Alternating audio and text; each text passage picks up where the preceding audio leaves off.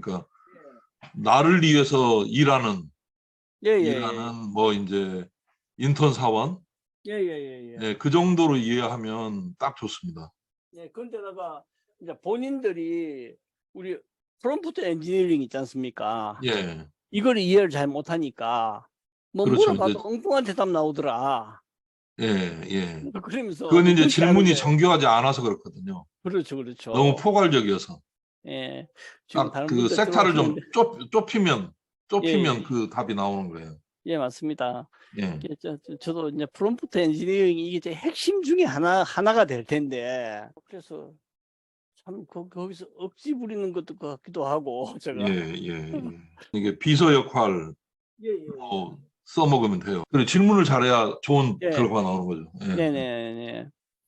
이런 것들은 다 이미 도서관에 책으로 들어가 있으니까. 그렇죠. 그 책이 담고 있는 거는 내가 질문만 제대로 하면 충분히 나오고, 그러면 지금 그 챗 GPT에 대해서 약간 부정적으로 얘기하는 사람들은 이게 그 컴퓨터가 얘기해 주는 대로 그대로 받았으면 그게 이게 인간이 그러면 되겠냐 이제 이런 거고, 챗 GPT 우리가 논문을 쓸 때 주석 1, 주석 2 이렇게 달잖아요. 그런 것처럼 그 주석에 들어가 보면 그 출처가 이게 지금 이제 3.5 같은 경우는 도서관에 있는 책만 얘기를 하는데 4.0은 특히 빙챗은 인터넷에 있는 자료까지 다 들어와요. 블로그에 있는 자료까지. 그러니까 엄청난 거죠. 근데 그거를 타고 들어가 가지고 어디에서 그걸 볼 수 있다라고 하는 것까지 다 밝혀져요. 그러니까 우리가 출처를 명기를 하면 그러면 이제 훨씬 더 그 결과값에 대한 그 어떤 이게 가짜 뉴스냐 진짜냐 이 부분도 중요하잖아요. 또 그 부분을 변별해낼 수가 있어요.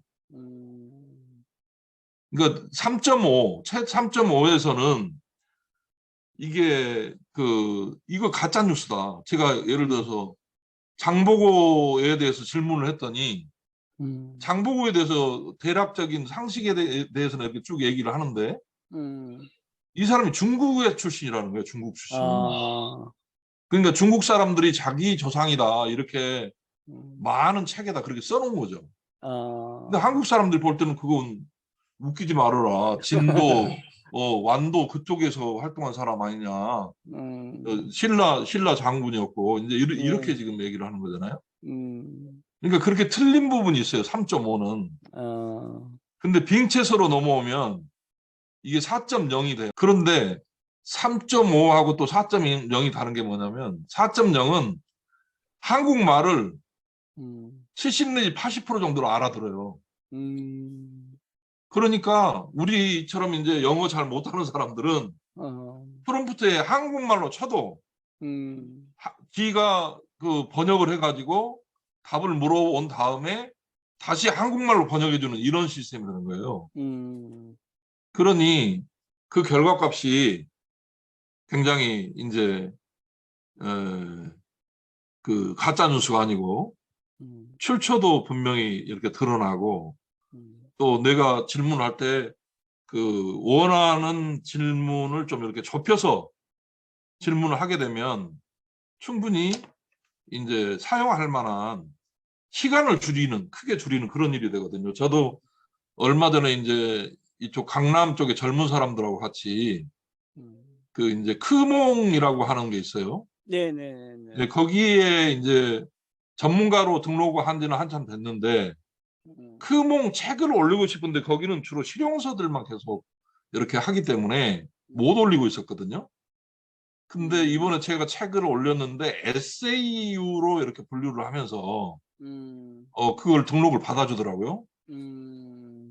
그런데 일특밤 이렇게 책을 만든 거예요. 감정어휘라고 하는 거를. 그래서 거기에 꽂혀가지고 계속 질문을 했더니 원고는 이틀 만에 거의 하룻밤 만에 다 완성이 된 거죠. 그 뒷날은 조금 이렇게 보완을 한 거고. 그리고 이제 이거를 그 PDF 파일로 바꿔야 돼요. 저작권을 위해서 거기에 뭐 자기 별명을 꿈꾸는 창교라고 저는 정했는데 그 지면마다 그게 이렇게 이제 저작권이 표시가 되고 예. 그걸 PDF 파일로 올려야 형식 승인이 나는 거예요. 그런데 또 하나 과정이 마지막에 이제 캡처를 해야 되는 거예요. 책에 나오는 5개 면을 캡처를 해서 이제 올려야 되는데 이걸 이제 그 올리는 방법을 모르잖아요. 이걸 안 배웠으니까. 그래서 이제 제 멘토를 하는 분이 40대 초반의 수학 선생이에요. 그분 이름이 별명이 끝판왕인데 그걸 한 10분짜리 동영상으로 이렇게 해라고 제 카톡에 딱 던져주는 거예요. 그래서 그걸 보고 이제 이제 해야 되는데 저렇게 하는구나. 근데 실제로는 보니까 내 바탕화면에 R집의 캡처 기능이 있어야 그걸 캡처가 가능한 거예요. R집에 캡처 기능이 있잖아요. 있죠. 예. 예. 그 캡처 기능을 하니까 처음에 저는 이걸 캔바로 바로 올려가지고 거기서 스캔을 하니까 글자가 깨지는 거예요. 근데 이제 크몽에서 요구하는 거는 이 PDF에 올린 그대로 그 말하자면 똑같이 올려라. 5개 면을. 예. 네가 그걸 홍보를 하면 이제 최종 관문을 통과시켜 주겠다 이렇게 나온 거죠. 그래서 예. 2번 거부되고 3번째에 통과됐어요. 3일 만에. 그러니까 저처럼 이틀 만에 뚝딱 쓰고 3일 만에 한 건 제가 처음일 거야. 뭐. 그리고 에세이유로 크몽 역사상 에세이유로 통과된 게 극히 드물거든요. 다 실용서잖아요. 실용서. 그 노하우에 대해서 이야기하는 거. 그런 건데 이제 그 요즘 우리나라가 워낙에 여야가 이렇게 구분이 되고 전쟁도 겪고 그러다 보니까 갈등이 너무 심한 거예요. 그러니까 회사들이 그 이 갈등 문제, 노사 갈등을 비롯해가지고 온갖 갈등으로 해서 연간 5조 원 정도가 낭비가 되고 있다는 거예요. 생산이 돼도 시원찮을 판에 서로 다투느라고 네가 잘했다, 내가 잘했다고 하느라고. 그래서 이제 저는 작년부터 이제 직장 내 장애인식 개선 교육이라고 하는 거를 이렇게 이제 그 한국 장애인 고용공단 그쪽에 이제 전문 강사로 등록을 해가지고 이제 우리는 이제 비영 민간 단체를 하나 갖고 있어요. 꿈꾸는 마을이라고. 거기서 이제 장애아 부모들 중에 전문 강사가 된 사람들이 있어요. 저를 포함해서 3명이 있고, 그다음에 이제 국민일보사에 그 취업된 발달 장애인 연주자들이 있어요. 5명. 그게 거기서 이제 제가 4년 단장을 같이 했는데 이제 올 1월에 이제 정년을 하고 나서 신문사 정년을 하고 나서 이제 이쪽에 조금 더 이제 역할을 하려고. 왜냐하면 현장에 가보니까 장애인식 개선 교육 말고 뭐 성희롱 교육, 뭐 안전 교육, 뭐 또 괴롭힘 예방 교육, 뭐 이런 교육을 또 해줄 수 없냐 이런 요구들이 있어가지고 그 이제 제가 그 정년하기 전에 6개월 정도를 이제 휴가를 주면서 제 2의 인생을 살도록 이렇게 월급은 받는데 이제 저는 이제 나름대로 출근하지 않고 나를 위해서 쓸 수 있는 시간이 있거든요. 그때 이런저런 강의를 들었죠. 내 돈을 내고 그리고 최고 한 200만 원도 주고 이렇게 강사 협회 같은 데 들어가 가지고 이제 교수 자격도 확보하고 뭐 안전관리사 1급이나 이런 것들도 자격증도 확보하고 그래서 그 중에 하나가 갈등 관리 및 커뮤니케이션이라는 분야거든요. 그래서 감정, 어휘, 이 노하우를 질문해 오는 거예요, 사람들이. 자기는 사실은 그 표현력이 부족해서 그 내가 사용하는 언어가 그렇게 그 많지가 않다. 그리고 말로 잘 표현을 못한다. 여기에 대해서 정창교 선생은 어떤 생각을 갖고 있냐 이렇게 질문을 했어요. 네. 그분이 이제 제 책이 제일로 이렇게 초급 단계는 10,000원이고 2만 원이 중급인데 이분은 2만 원을 결제했더라고요. 그 2만 원을 결제를 하면 크몽이 20%를 가져가고 제가 80%를 갖는 거거든요. 네네네. 근데 제가 이제 기자 생활을 하면서 4권의 책을 썼는데 뭐 삼성 언론재단이다, 뭐 방일영 재단이냐 이런 데서도 지원을 받아가지고 500만 원에서 한 800만 원을 지원을 받아서 책을 썼는데 그때는 작가에게 0.5%에서 0.8%밖에 안 줘요. 그리고 실제로 준다고 해놓고도 대개는 책 나온 걸로 만족해라 그걸로 끝이에요. 근데 이 전자책의 강점은 나를 브랜딩 할 수 있을 뿐만 아니라 팔리면 80%를 저자가 가질 수가 있어요. 저는 이제 물론 이 글이 올라온 거를 픽이라고 해서 우리 이제 기자들도 이렇게 내부에 글이 올라가는데 보다 많은 사람이 보게 하기 위해서 픽이라고 이렇게 선정을 하면 노출이 되거든요. 상위 1% 안에. 그러면 이제 그런 수단으로 이 크몽도 그걸 제가 이제 픽을 기자 생활하면서 경험을 해봤기 때문에 이 18,000원에다가 제 돈 1,000원을 더 얹어가지고 19,000원으로 홍보를 했죠. 홍보해 결과가 어떻게 나올지는 모르겠는데 이제 그렇게 이제 홍보도 해보는 거죠. 저도 그런 거를. 그러면서 동시에 크몽에서 이렇게 이제 책을 만들어 봤기 때문에 제가 그동안 이제 왕초보 이제 그 블로거 그 교육을 또 이제 50대 초반의 여성한테 받았어요. 그러니까 글을 블로그에 올리는 거는 나름대로 하는데 이분이 저한테 하면서 그 핵심 가치라고 하는 거를 23가지 질문을 통해 가지고 정해라는 거예요. 그래서 날마다 그 질문에 대해서 답변을 하라는 거죠. 당신의 장점은 뭔지, 다른 사람들한테 이렇게 좋은 평가를 받는 부분은 어떤 건지, 어떤 경험을 했는지, 또 누군가를 가르친다고 한다면 어떤 걸 가르칠 수 있는지, 뭐 이런 것들을 통해 가지고 한 5가지 키워드를 이렇게 정하게 되는 거예요. 그래서 이제 저는 이렇게 단어를 찾다 보니까 다른 오픈 채팅방에 들어가서 보니까 대부분 조력자라고 하는 용어를 많이 쓰고 있더라고요. 그래서 처음에 조언자 뭐 이런 그런 개념으로 처음에 생각을 떠올렸다가 이제 이게 제일 중요한 게 이 온라인에서는 벤치마킹이거든요. 그래서 다른 사람들은 어떻게 쓰고 있나를 보는 거죠. 그래서 조력자라고 하는 거를 컨셉으로 해서 이제 그 질문에 대한 답변을 하고 그렇게 거의 매일매일 이제 쓰는 거예요.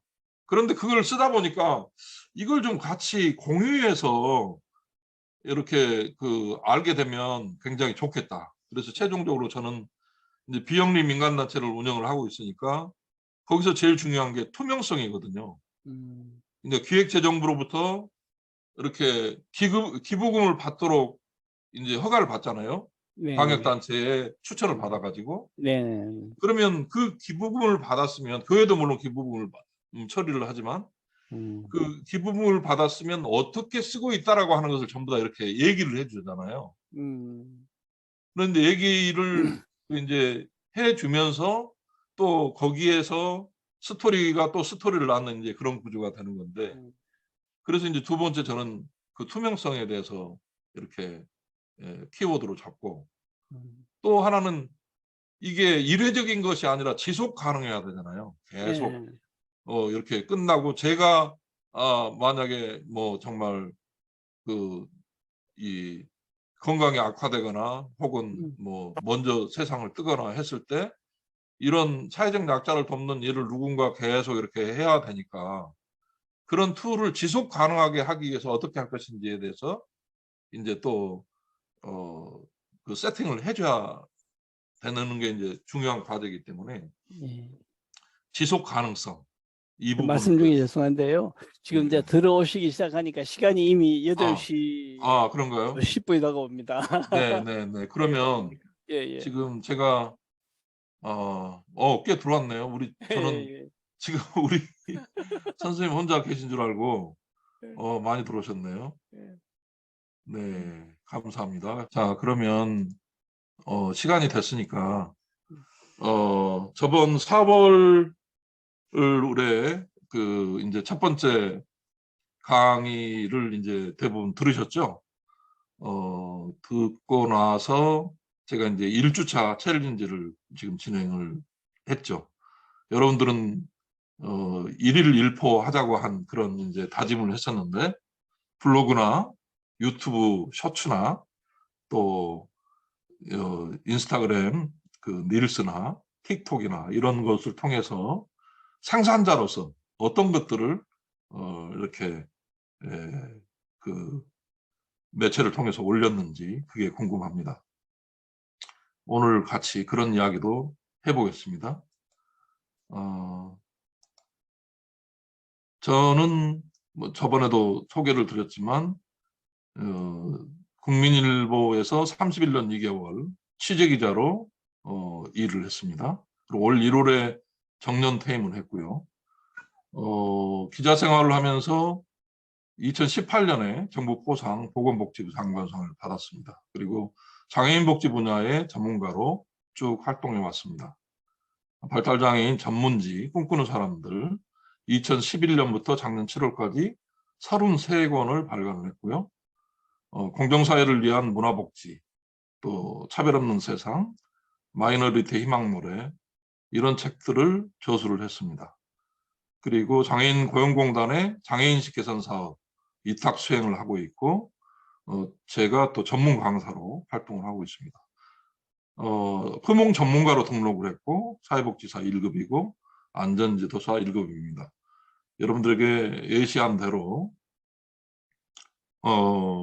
제가 큰몽 전자책을 이제 냈어요. 감정의 노하우라고 하는 걸 냈고 이게 이제 구독 링크인데요. 채팅창에도 올라가 있으니까 채팅창에 올라가서 그걸 클릭을 이제 구독자가 돼서 댓글을 3줄 이상 쓰시는 분은 이렇게 앞에 이수부 선생님처럼 저랑 정한 시간에 1대1로 같이 이 코칭을 할 수 있겠습니다. 프롬프트 엔지니어에 대해서나 혹은 이제 크몽 전자책을 통해서 내 이름이 박힌 그런 책을 내는 거는 또 어떻게 하는지 이런 것들을 할 수 있겠고요. 메일로 저한테 본인이 살고 있는 주소를 보내시는 분은 저희가 만든 발달장애인 미술작품으로 제작된 달력수첩, 달력기자수첩을 우송해 드리겠습니다. 5월 1일부터 21일 동안 왕초보 프롬프트 엔지니어 챌린지가 현재 진행이 되고 있습니다.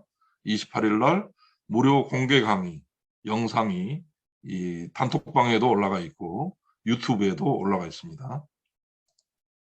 자, 우리가 빙챗을 활용해서 그려줘 이렇게 명령하면 이런 그림을 그려준다고 했죠. 제가 이번에는 창업 관련 질문을 해서 이 창업의 창업을 표현한 그런 그림을 그려달라고 그랬더니 네, 이런 그림을 그려줬습니다.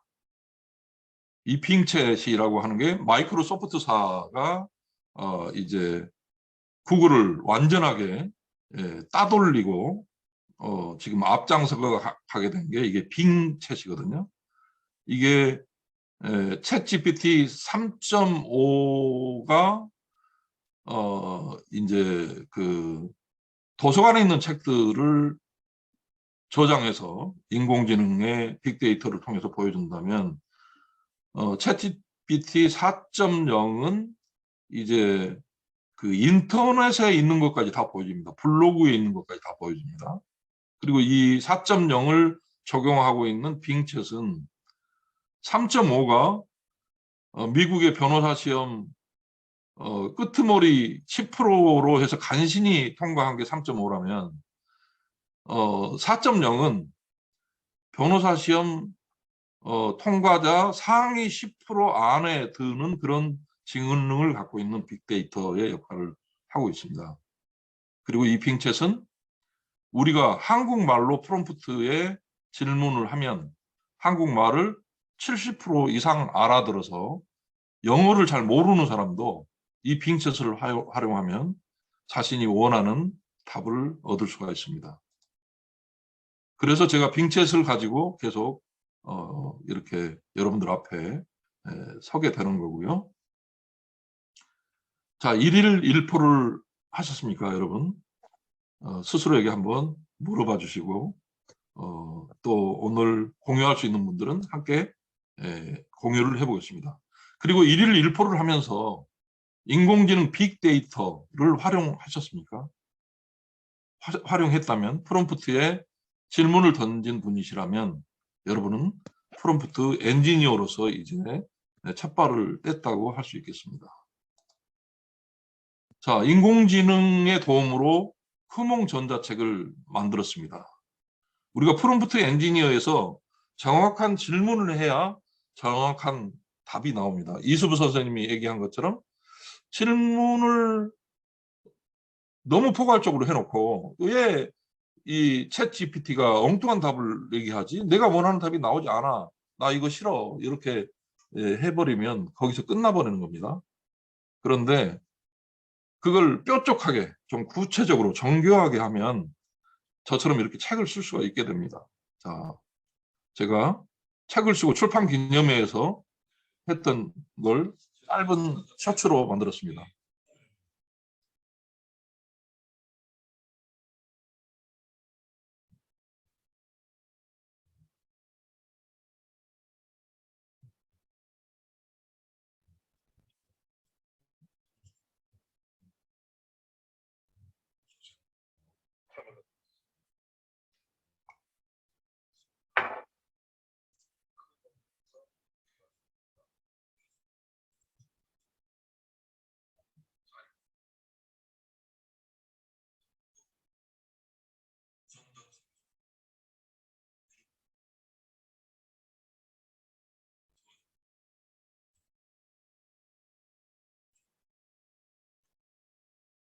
네, 저는 이렇게 제가 가는 모든 길에 이렇게 생산자로서 뭔가를 이렇게 남깁니다. 책을 만들었으면 책에 사인을 했으면 이렇게 사진이 확보가 되잖아요. 다 표정 좋죠. 이분들이 자, 여러분 사진 공개도 좋죠. 해서 다 이렇게 좋습니다 해가지고 노출을 하는 겁니다. 책에 제가 이거를 크몽에 올리면서 캡처를 해서 올렸던 책에 나오는 지면들입니다. 이걸 보고 독자들이 이제 구매 활동을 하는 거죠. 그래서 저는 인공지능을 통해서 수익화를 전자책을 통해서 해본 겁니다. 첫 번째 독자가 2만 원짜리 독자였습니다. 저는 초급을 1만 원, 중급을 2만 원, 고급을 20만 원을 했습니다. 20만 원은 갈등 관리 및 커뮤니케이션 강의를 듣는 그걸로 이제 잡은 거기 때문에 20만 원이 된 거고요. 이런 식으로 여러분도 인공지능을 통해서 얼마든지 수익화가 가능합니다. 저는 그거를 조금 더 확대하기 위해서 2만 원을 받은 것 중에 2천 원은 크몽이 수수료로 홍보 수수료로 가져가고 나머지 18,000원에다가 제 돈 1,000원을 더해서 픽이라고 해서 그 홍보 툴에 올리는데 19,000원이 들어가더라고요. 그래서 그렇게 지금 홍보를 하고 있습니다. 실제로 인풋이 이제 19,000원이 들어갔는데 아웃풋이 19,000원 이상이 나오면 저는 성공을 하는 거죠. 여러분도 그런 경험을 해보시기 바랍니다. 자, 이 크몽 전자책의 첫 질문, 그 구매자가 이런 질문을 했어요. 감정과 어휘에 대하여 담담하게 풀어주셨네요.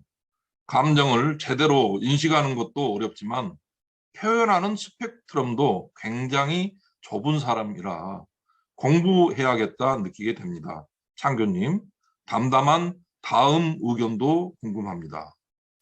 그래서 제가 이 질문을 보고 바로 답변을 했죠. 감정 어휘를 정확하게 사용하려면 자기 객관화가 필요하죠. 글쓴이가 자신의 글을 독자의 입장에서 볼 때 자신의 이야기에 그치지 않고 독자한테 도움이 되는 메시지를 줄 수 있는 것과 같은 이치라고 봅니다.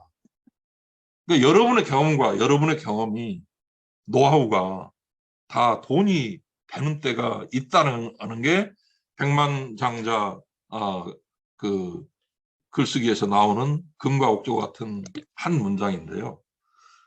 여러분들의 그런 경험이 책이 되려면 자기 객관화, 그리고 그걸 가공을 해서 뭔가 정보가 되게 만들면 크몽의 실용서가 되든 저처럼 에세이가 되든, 에세이는 크몽이 최근에 열었던 영역입니다.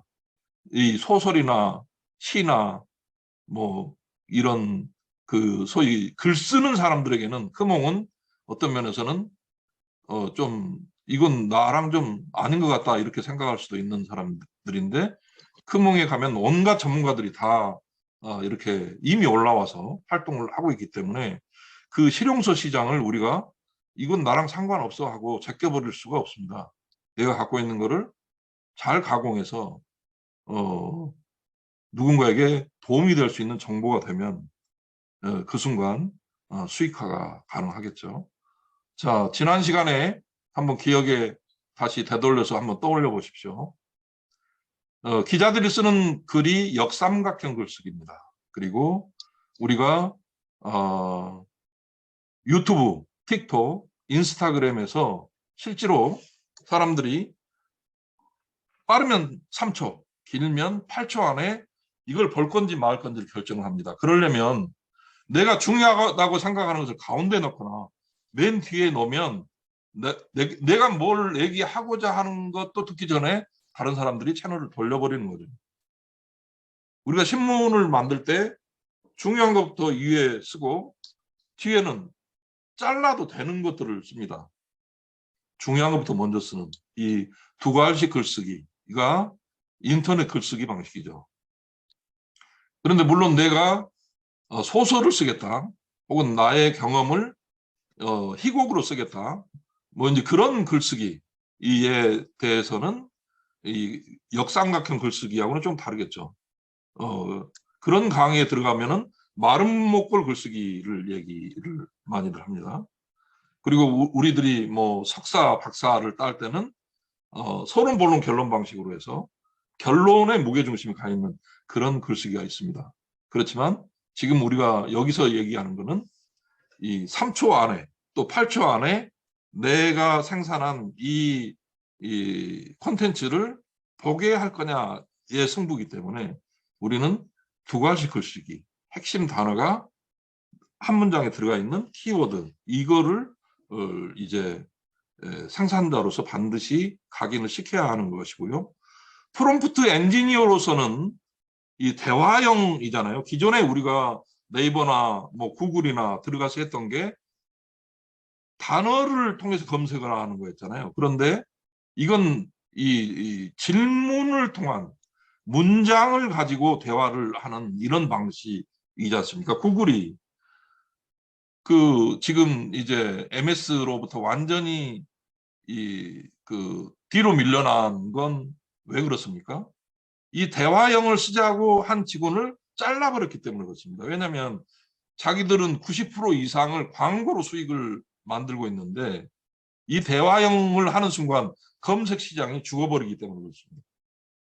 그런데 거꾸로 이렇게 자기들이 버렸던 것에 의해서 나 그 기술 갖고 있는데 이렇게 되는 거예요. 기자들이 자기가 단독 기사를 쓴다고 계속 묵혀둡니다. 그런데 어느 순간 다른 사람이 써버리는 거예요. 나 저거 쓰려고 했는데 그게 무슨 소용입니까? 버스 지나갔는데.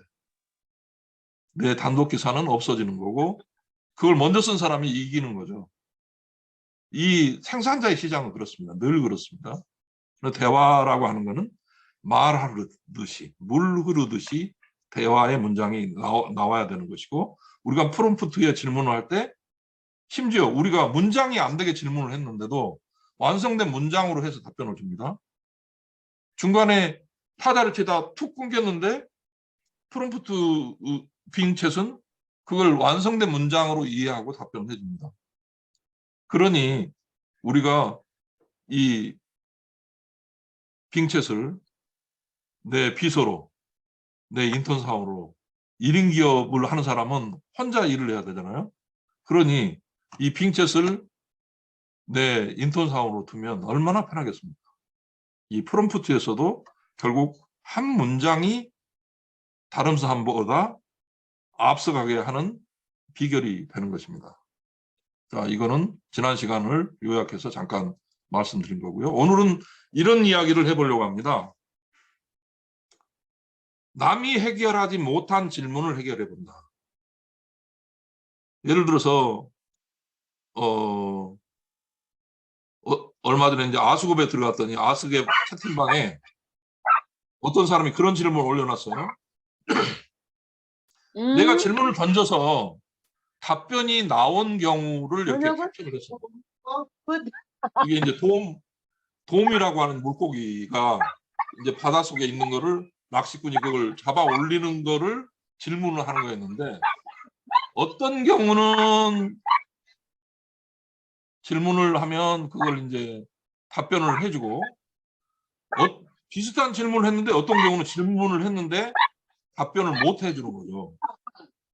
그런데 만약에 그 문제를 느끼고 있는 사람이 올린 그 문제를 해결해 주면, 그걸 모아서 책을 내면 그게 이제 돈이 되는 겁니다. 지금 아무도 내가 이렇게 질문했다라고 하는 책이 안 나오고 있어요. 그게 다 재산이 되기 때문에 그렇습니다. 자, 두 번째 주제는 빙챗이 써준 소설을 통해서 우리가 지금 이야기하고 있는 프롬프트 엔지니어에 대해서 한번 이해를 해보자고 하는 그런 과제를 설정했습니다. 세 번째는 아수거 그림 그리기를 활용해서 이 프롬프트 엔지니어 시장에 대해서 다시 한번 이해를 해보자. 그리고 우리가 가장 많이 쓰는 뭐 피카소처럼 그려줘, 뭐 플리처 상을 기자처럼 써줘, 아니면 고흐처럼 그려줘, 마릴린 먼로처럼 그려줘, 오드리 헵번처럼 뭐 그려줘, 뭐 이렇게 이런 식의 아주 쉬운 글쓰기들이 또 그림 그리기들이 가능하잖아요. 그런 방식은 어떤 게 또 가능한지를 보겠습니다. 오늘 어린이날 이어서 비가 와가지고 어린이가 있는 가정에서는 어떤 또 좋은 프로그램들이 있었는지 궁금해지는데요. 플리처 상을 받은 기자처럼 어린이날 기사를 써줘, 이렇게 질문을 했을 때 핑챗은 뭐라고 대답하는지, 이런 것들을 한번 가서 보겠습니다. 자, 질문을 하는 사람이 한 문장에 한 가지 질문을 하는데 두 가지 질문을 섞어서 합니다. 제주도 바다 깊은 물에 사는 돔과 굴과 소라를 따는 해녀의 모습을 그려줘 했을 때 여러분은 어떻게 답변을 해줄 수 있겠습니까? 자, 이게 요즘 PPT에서도 영상을 바로 제작을 할 수 있어요.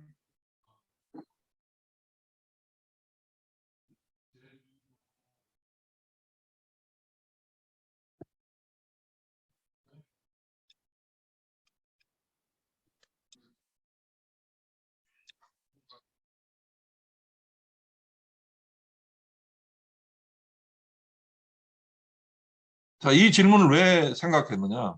아수급 사용자가 어떤 경우에 질문했을 때는 그림을 그려주고 또 다른 질문 두 개를 더 던졌는데도 답이 안 나온다. 나는 그런 거 모른다. 이렇게 답변을 한다.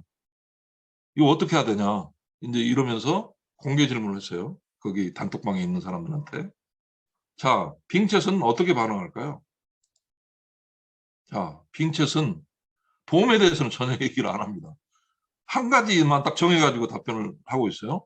제주도 해녀 그림을 검색을 하고 제주도 해녀의 그 모습을 그려드리겠습니다. 제주도 해녀는 바다에서 깊이 들어가 돔과 굴을 따고 소라를 잡는 전통적인 여성 장부입니다. 해녀들은 특별한 장비 없이 숨을 참고 바닷속에서 물고기를 잡습니다. 해녀들은 또한 바다에서 살아가는 다양한 생물들을 알 수 있으며 그들의 지식과 경험은 제주도의 문화유산으로 인정받고 있습니다. 무려 이 말을 하는데 12라고 있더라고요. 주석이 12개가 달렸습니다. 이 말들이 전부 어딘가에서 다 따왔다는 얘기입니다. 자, 어떤 그림을 보여줄까요?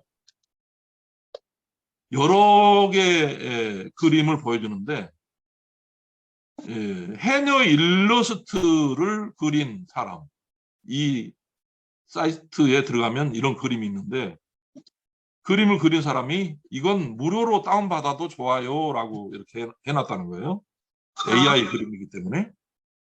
자, 핑쳇이 이 원본들을 보여줍니다. 어디서 가지고 왔다라고 하는 거. 그래서 앞으로 우리는 이 저작권 분쟁에 휘말리지 않기 위해서는 출처를 표기해 주는 게 좋습니다.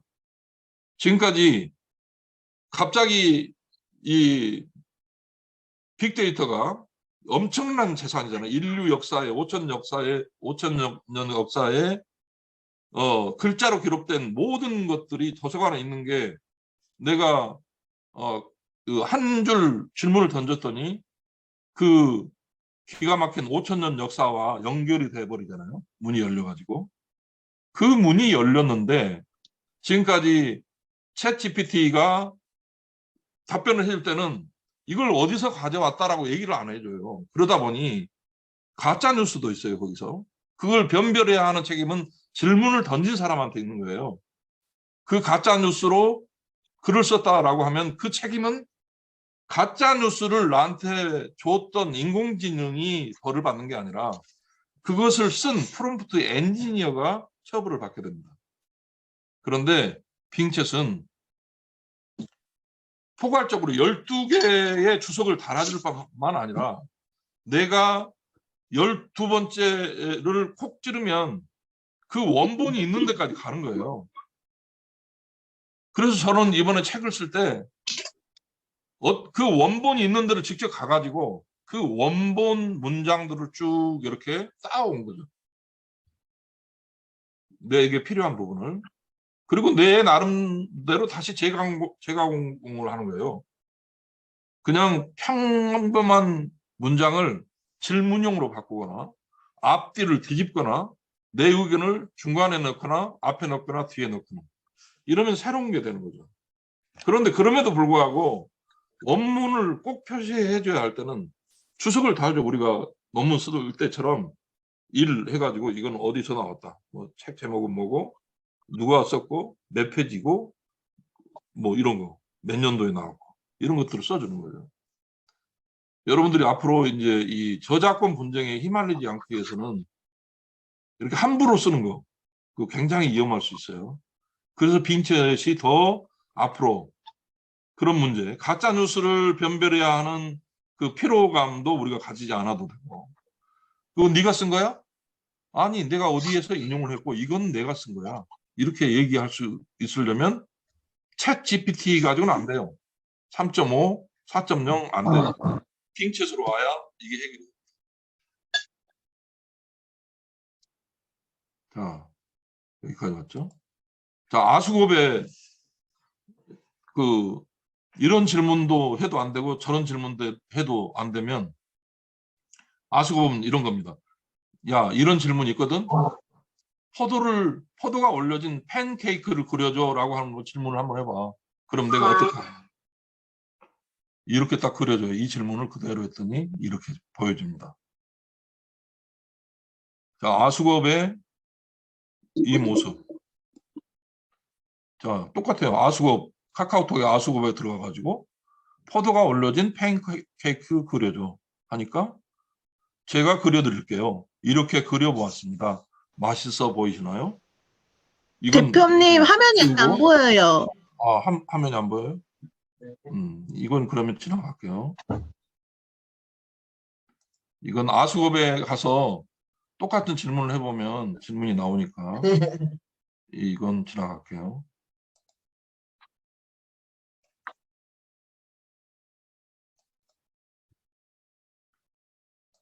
이게 이 그림이 올라오면서 밥 먹었어? 자, 이 그림 아주 유명한 그림이죠. 생선이 뭐야? 스페이스 오페라 극장이라고 하는 겁니다. 이게 인간을 이기고 그림 대회에서 미국의 아주 그 유명한 그림 대회에서 1등을 한 거죠. 이 그림이 1등을 하는데 누가 했을까요? 인간이 명령을 한 거죠. 인간이 명령을 했는데 인간이 이 그림을 완성해내는 데까지 8시간이 걸렸습니다. 지금 우리가 질문하는 것처럼 질문하고 삭제하고 질문하게 삭제하고 질문하게 삭제하고 8시간 동안 해가지고 만든 겁니다. 그런데 그 심사위원들이 이게 인공지능이 그린 거냐 사람이 그린 거냐 라고 하는 걸 따졌는데 이 프롬프트 엔지니어의 생각 그게 창작이다 이렇게 본 거예요. 이 그림은 인공지능이 그렸을지 몰라도 명령을 한 거는 프롬프트 엔지니어이기 때문에 그건 그 창작성을 인정을 해야 된다 라고 해서 순수하게 인간이 그린 그림을 제끼고 인공지능과 대표님 채팅창 봐주셔야 될 것 같아요. 네? 채팅창을 봐주셔야 될 것 같아요. 다 모든 분들이 PPT 화면이 넘어가는 게 안 보인다고 하시네요. 아 그래요? 네네. 채팅창이 지금 저는 채팅창을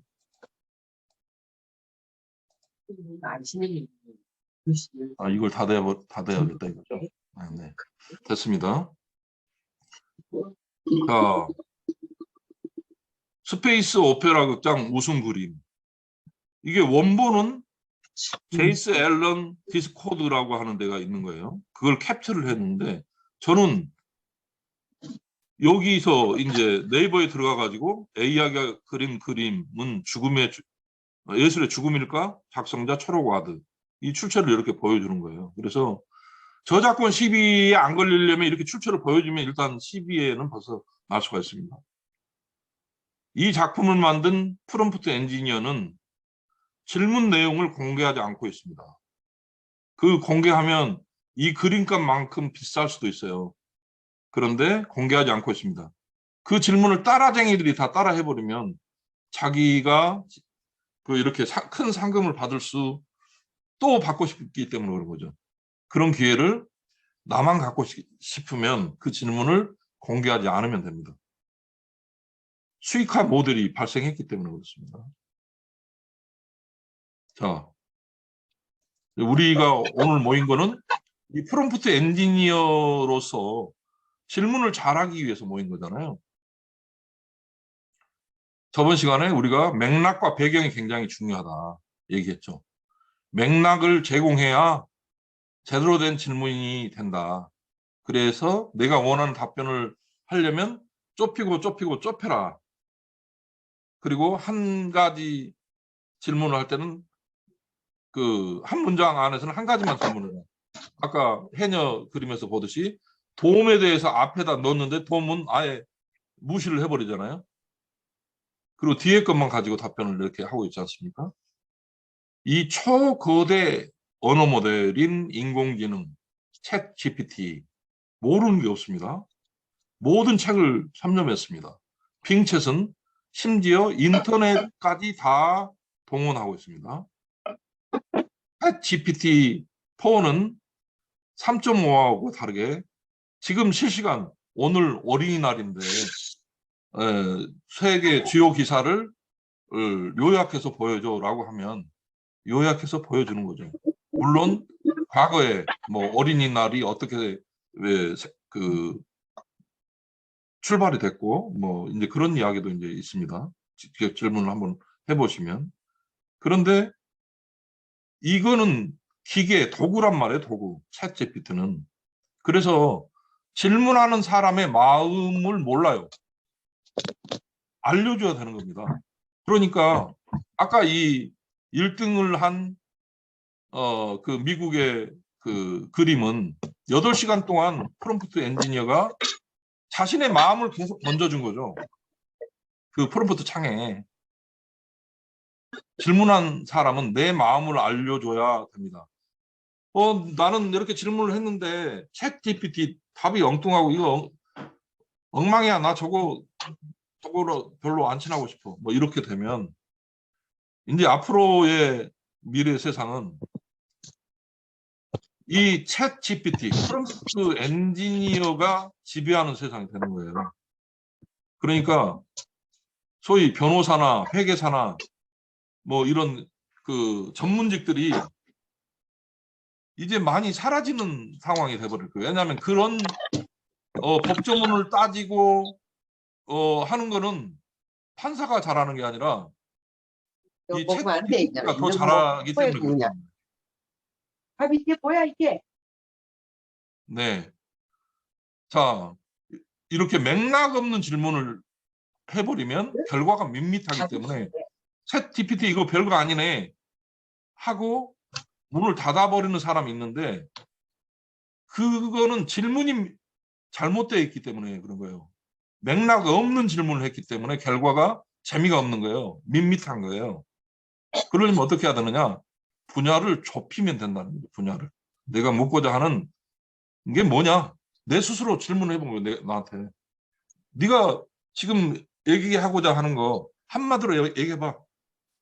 제가 저번에 그 경찰 기자가 일진 기자한테 그 보고하는 거 얘기 들었죠. 여의도에 지하차도에가 붕괴 사고가 있었어요. 대표님. 그 선배한테 여의도에 지금 지하차도에서 붕괴 사고가 났습니다. 여기 뭐 어두워서 뭐 보고할 형편도 안 되고요.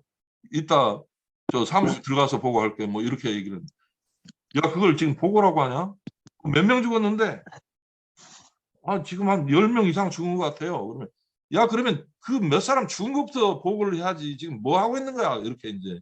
알았어. 저기 뭐 강남서에 있는 그 이 기자 보낼게. 뭐 이렇게 되는 거죠. 정 대표님. 네. 지금 화면이 시작 때부터 고정 화면이고요. 하나도 안 넘어갔습니다. 그래요? 예, 말씀만 하신 거예요. 지금 듣는 사람들은 대표님 말씀만 들었어요. 아, 그래요? 예, 한 장도 안 넘어갔어요. 예. 그러면 이거를 다시 한번 눌러볼게요.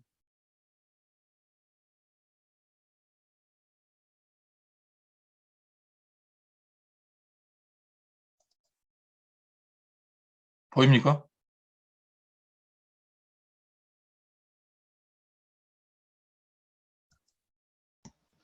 공유 중지했다 다시 하셔야 될 것 같아요. 슬라이드 스타트하고. 지금 보이는지 한번 보세요. 네, 보여요. 보여요? 네. 네, 됐네. 네. 그러면 말로만 들었던 거를 잠깐 이제 실사로 잠깐 보여드리겠습니다.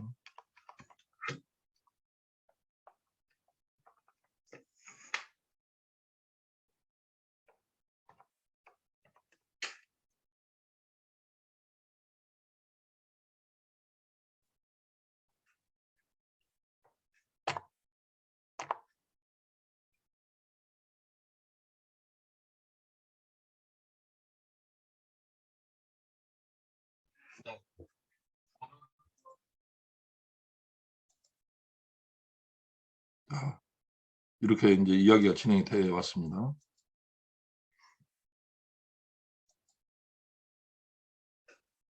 프롬프트 엔지니어가 질문하는 사람인데 방법을 알아야 된다는 거죠. 방법을.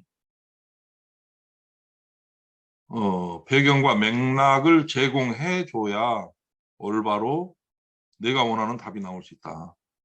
근데 내가 질문하는 자가 맥락 없는 질문을 하면 결과가 밋밋하다. 그랬을 때는 분야를 좁혀서 다시 질문을 하면 된다. 그리고 필요에 따라 자세한 그것조차도 좁혀라. 한 번에 한 가지 주제만 질문하라. 채팅 제목에 그 하나가 뜨는 것은 하나하나가 대화라는 그런 인식이 필요하다. 그리고 새로운 대화가 시작되면 이전 것은 지워져 버린다. 지우지 않고 가는 방법은 또 써줘, 또 그려줘, 계속해. 이렇게 명령하면 된다. 내가 명령하지 않으면 그냥 있는 거죠. 이렇게 질문할 수 있습니다. 이렇게 질문할 수 있습니다. 이렇게 질문할 수 있습니다. 한 3가지 정도의 문장을 보여주죠. 그중에 내가 원하는 질문을 콕 찍어서 가는 방법도 있습니다.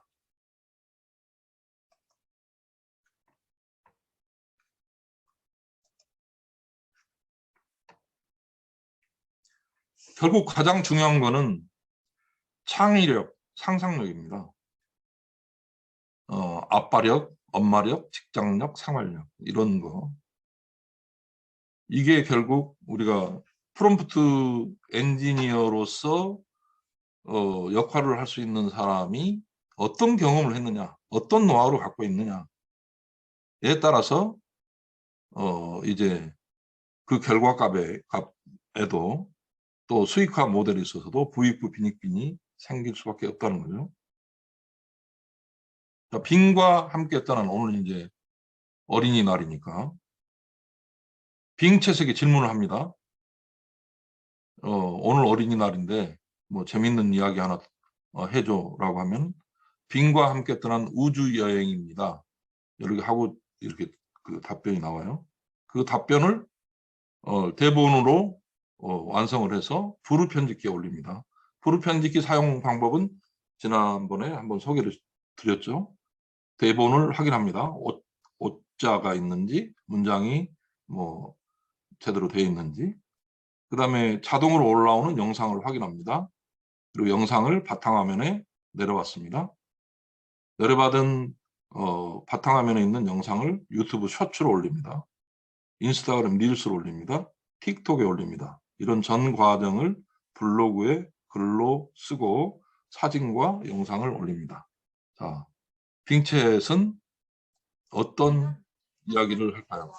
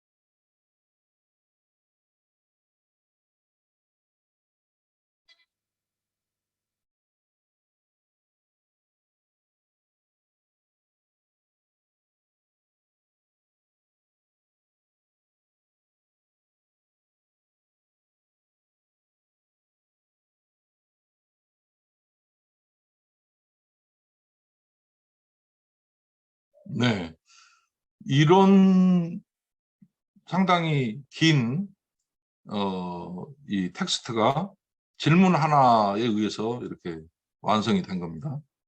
그리고 생산자로서 나는 이걸 대본 삼아서 부르에 올려가지고 이렇게 다양한 컨텐츠를 만들어냈습니다. 내가 오늘 어린이날이어서 우리 집에 뭐 초등학교 4, 5학년 남자아이가 있다고 한다면 같이 이거를 아들하고 같이 상의를 해서 어떤 질문 던질까? 그럼 아빠 한번 먼저 질문 던져봐. 그래? 그러면 아빠가 먼저 던질게. 너는 어떤 질문 던지고 싶어? 이렇게 이제 같이 대화를 할 수 있는 그런 또 매개로서 역할도 할 수 있을 것입니다. 네. 자, 주제 2에 대해서 보겠습니다. 프롬프트 엔지니어에 대한 이해. 정창교 작가의 질문에 대해서 빙챗은 어떻게 답변했는지 보겠습니다. 운중로는 여의도에 있죠. 자, 보겠습니다.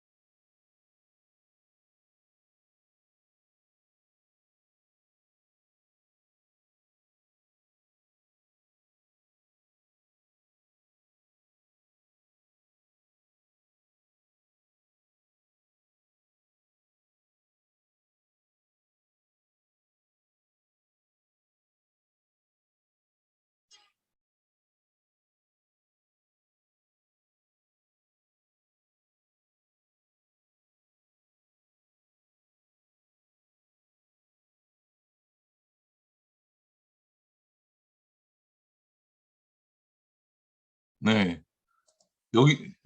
여기서 프롬프트 엔지니어라고 하는 거를 설명하는 빙챗의 이야기를 좀 귀담아 들으셨나요?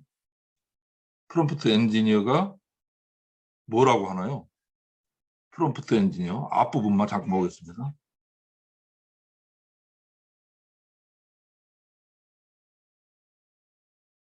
네, 매일매일 다양한 질문을 하는 사람, 그리고 결과가 나오면 그걸 윤문이라고 하죠. 이제 사람이 답변한 것처럼 조금 더 거기에 숨결을 불어넣는 사람, 그게 프롬프트 엔지니어라고 하는 거.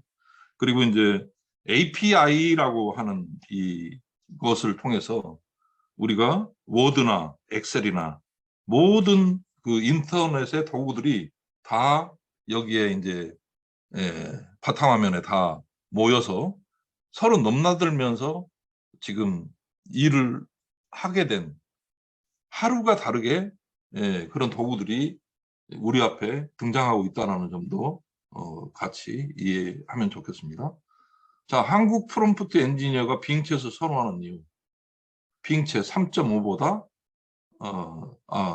챗GPT 3.5보다 GPT-4를 장착한 빙챗의 한글 수준이 더 낫다. 그런 얘기입니다.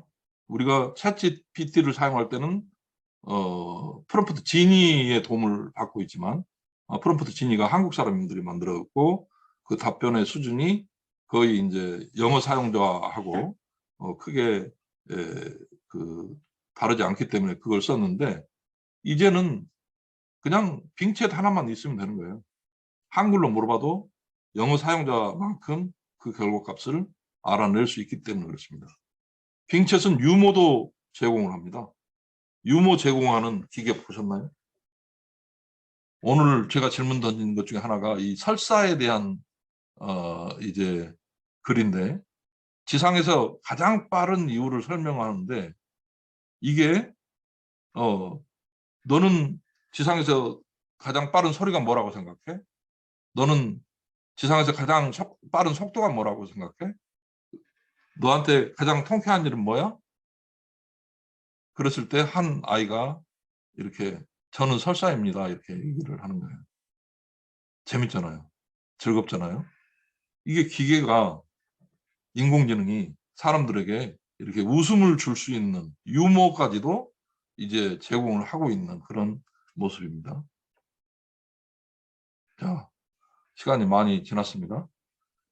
결국 우리가 프롬프트 엔지니어로서 일을 하는 방법은 이야기를 멈추고 행동으로 옮기는 것입니다.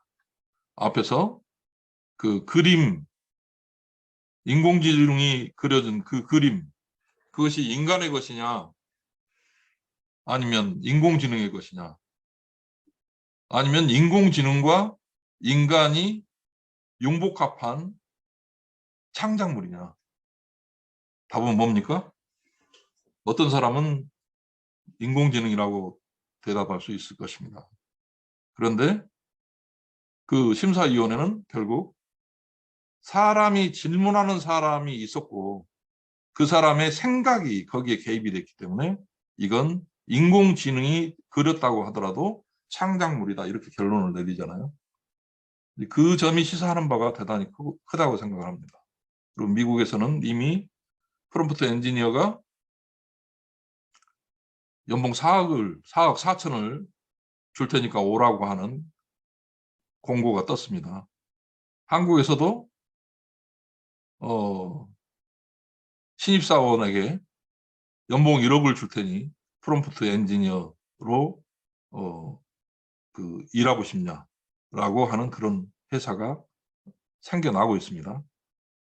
자, 여러분들은 어떤 사람입니까?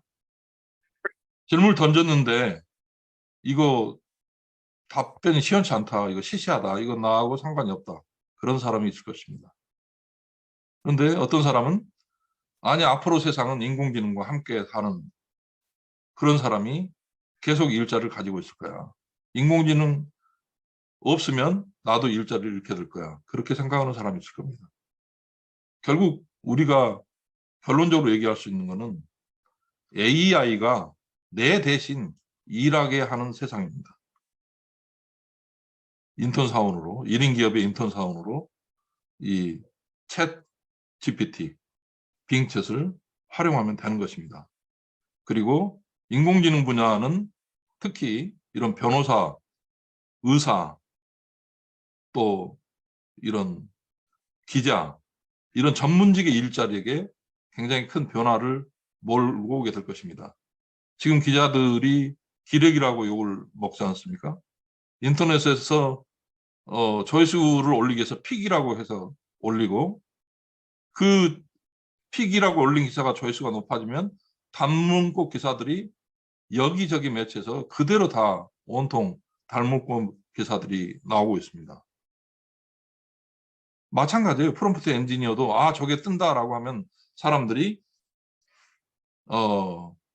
어떤 유명 유튜버의 방송이 끝나기 전에 그걸 다 캡처를 해가지고 조회수를 다 따먹고 있는 그런 사람들도 있다고 하잖아요. 이게 인공지능이 많은 변화를 분명히 가져올 텐데, 그중에 우리가 프롬프트 엔지니어라고 하는 이 영역에 주목을 하게 되는 것은 질문을 던지면 그게 이제 수익화로 연결이 될 수도 있다라고 하는 것이고, 저도 하룻밤 만에 책 한 권을 썼잖아요. 읽어볼 만해요. 한번 보세요. 그 제가 채팅창에 그거 올려놨으니까 10,000원이면 돼요.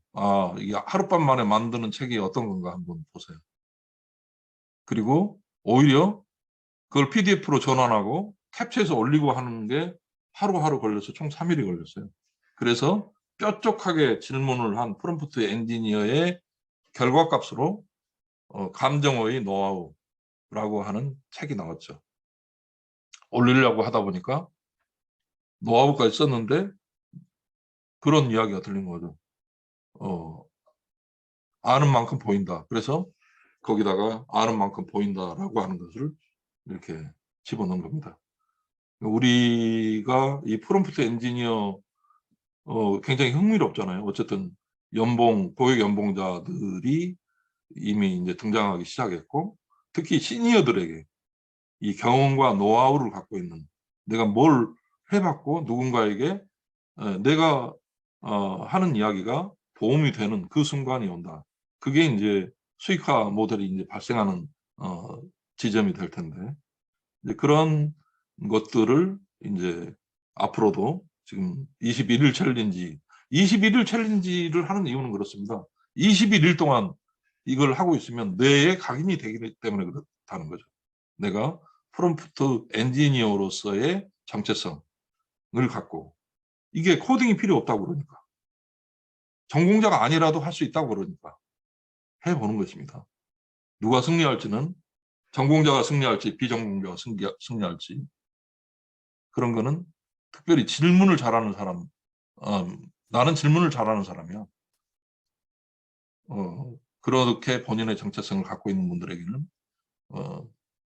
이렇게 도전해 볼 만한 그런 분야라고 다시 한번 말씀을 드리면서 1주차 챌린지는 여기서 좀 마치겠습니다. 여러분들 지금부터는 이제 본인이 만든 콘텐츠, 그것도 인공지능을 통해서 만든 콘텐츠에 대해서 같이 공유하는 시간을 갖도록 하겠습니다. 자, 여러분 본인의 지금부터는 시간이 바쁘신 분들은 나가도 좋고요. 얘기를 더 하실 분들은 남아 있어도 됩니다. 감사합니다.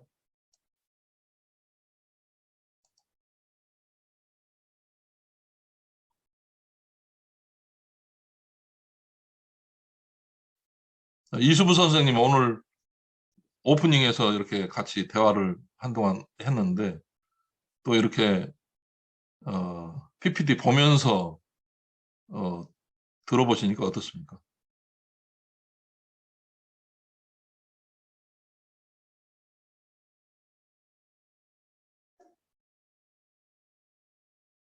음성을 해제하시고 말씀하시면 되겠습니다. 죄송합니다. 제가 좀 개인적으로 분주해가지고. 지금 분주하신가요? 예, 그러시면 네. 그렇습니다. 다른 분들 죄송합니다. 혹시 네. 의견 있으시면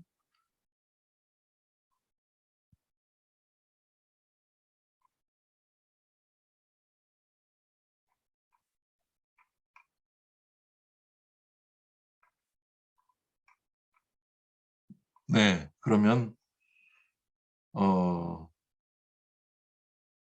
여러분들이 이제 날마다 1일 1포 이렇게 다시 한번 좀 다짐을 해주시기 바랍니다. 그래서 블로그도 쓰고 유튜브 셔츠도 만들어보고, 물론 1분 이상 것도 해보면 좋습니다. 지난 시간 제가 녹화 뜬 게 한 2시간 정도 되는데 앞뒤 자르고 한 1시간 반짜리 이를 이제 유튜브에 올렸더니 그 긴 거를 이렇게 보신 분들도 한 40명 정도 되시더라고요. 그만큼 지금 이 인공지능 챗 GTP에 대한 이슈가 온통 지금 화제가 되고 있습니다. 그 중에 프롬프트 엔지니어 이 분야도 이제 많은 고액 연봉이 가능하다라고 하면서 이 분야도 굉장히 그 뜨거운 관심의 대상이 되고 있고요. 그 중에서 저처럼 이제 전자책을 가지고 실제로 수익화를 실현하는 사람들이 등장을 하면서 본인의 이름을 갖고 1인 기업을 하는 사람들에게 전자책이 브랜딩하기 정말 좋은 그런 것들이거든요. 그래서 그런 분야에서 역할을 점점 키워가는 사람들이 늘어나고 있습니다. 우선 원고가 있어야 되니까 인공지능을 활용을 하셔서 원고를 만드시고, 그걸 뾰족하게 잘 다듬어서 PDF로 만들고 캡처를 해서 크몽에 올려가지고 전자책 작가로 자기 이름을 이제 알리면 되겠습니다. 저는 동시에 지금 뉴페이퍼에도 이제 교보문고나 알라딘이나 뭐 이런 데서 유통될 수 있도록 지금 2차 작업들을 진행을 하고 있습니다. 그래서 올 안에 가능하면 10권 정도의 전자책을 낼 생각입니다. 그래서 그 중에 하나 정도가 효자가 나오면 좋겠다고 지금 생각을 해요. 우리가 기사를 내보낼 때도 그렇습니다. 어떤 게 조회수가 뭐 10만회, 20만회 돌파할지 잘 몰라요. 독자들이 반응을 했을 때 이제 결국 결과값이 나오는 건데 10권 중에 한 권이라도 뭐 베스트셀러가 된다면 아주 이제 아웃풋 측면에서 보면 아주 최고의 제가 올해 1월에 정년퇴임을 했는데 정년퇴임 첫 해를 아주 의미 있게 살아갈 수 있지 않을까. 11월까지 이제 지금 실업급여를 받기 때문에 그때까지 1인 기업가로서 어떤 내 콘텐츠를 확실하게 좀 이렇게 각인시키는 그런 일에 좀 몰두하려고 합니다. 제가 그 핵심 가치 중에 하나가 바로 몰입인데 저번에 우리 그 책 일본인 뭐 백만장자를 10명, 20명 정도 양성했다고 하는 그 기업가 그 사람이 하는 이야기가 그거거든요. 몰입하라. 몰입하라. 정말 자기가 관심 있으면 하룻밤, 이틀밤 새는 건 가능하잖아요. 그러면 책이 한 권이 뚝딱 나옵니다. 또 좋은 유튜브 영상이, 틱톡이, 인스타그램 릴스가 나옵니다. 좋은 블로그가 나옵니다. 결국 경제 불황이 이제 앞으로 한동안 계속 이어질 것이고 거기에서 살아남는 방법은 1인 기업가로서의 자기 전문성을 갖고 빙챗을 인턴사원으로 이제 내가 마음대로 활용을 하는 그 컨셉이 어떤 우리가 앞으로 풀어가야 할 많은 그런 문제들이 있는데 그 문제를 해결하면 돈이 되는 거거든요. 그 문제 해결 능력을 장착하는 데 있어서 빙챗만큼 훌륭한 도구도 없다 이렇게 말씀드리면서 이제 9시가 넘었고 질문이 없으시니까 여기서 오늘 1차 챌린지 수업은 종료하고요. 그 단톡방에 본인이 뭐 광고로 이렇게 올려주는 것도 좋은데 본인이 만든 콘텐츠도 같이 좀 공유를 해주시기 바랍니다. 그러면 2주차 챌린지 다음 주 금요일 5월 12일 오후 8시 같은 시간에 그리고 19일 오후 8시 2번 더 여러분들과 만나도록 하겠습니다. 그리고 크몽 전자책에 그 결제를 하고 3줄 이상 찐 댓글을 달고 하신 분들에게는 30분 이상 1대1 줌 세미나 형태의 그 서비스도 동시에 진행하도록 하겠습니다. 그 재미교포 임광숙 씨하고 저번에 얘기를 하다 보니까 한 3시간 정도 얘기를 했는데 많이 도움이 됐다고 그래요.